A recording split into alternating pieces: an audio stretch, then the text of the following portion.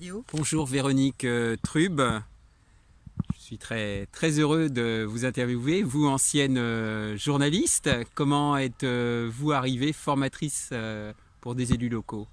Alors en fait, j'ai été chargée de communication chez les maires de Maurienne pendant une année.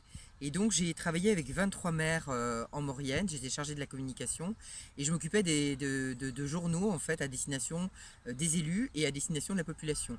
Donc c'est comme ça que j'ai connu les problématiques des élus locaux. Et comment êtes-vous rentré en contact avec la RIC? Alors en fait, j'avais fait mon stage de fin d'études à Ouest France et je n'ai eu qu'une hâte, ayant découvert la Bretagne, d'y revenir.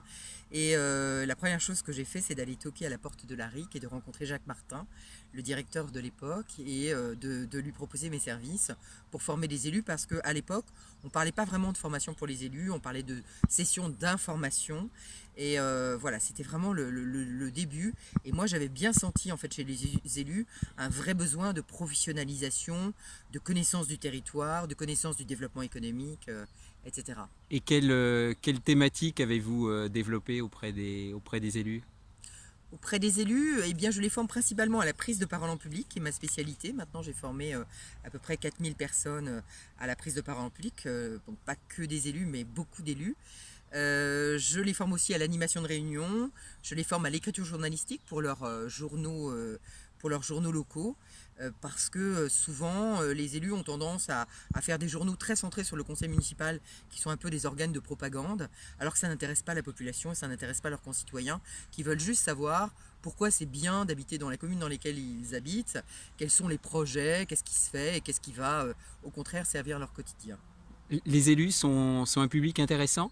Le public élu est un public extrêmement intéressant, parce que ce sont des gens, c'est très éclectique. Vous allez avoir à la fois des gens qui ont 30 ans et puis des gens qui en ont 70. Donc il y a des différences générationnelles qui sont très importantes. C'est aussi des métiers très différents. Ce sont des gens qui peuvent être aussi bien anciens directeurs d'école, gardiens de prison, caissières, chefs d'entreprise. Donc il y a un éclectisme à la fois dans les âges, il y a un éclectisme dans les métiers. Et en même temps, il y a une même volonté de servir une communauté. Et ça, c'est pour moi extrêmement important. Vous semblez vous éclater dans ce métier. Quelles sont vos principales satisfactions? Je pense que ma principale satisfaction, c'est de former des élus de la République. Je pense que j'ai eu un grand-père résistant, donc je suis extrêmement attachée aux valeurs républicaines. Ça, c'est déjà une première chose. Je pense que je puise ça dans mes valeurs profondes. Et puis, enfin, dans tout ce qui est citoyenneté, en fait.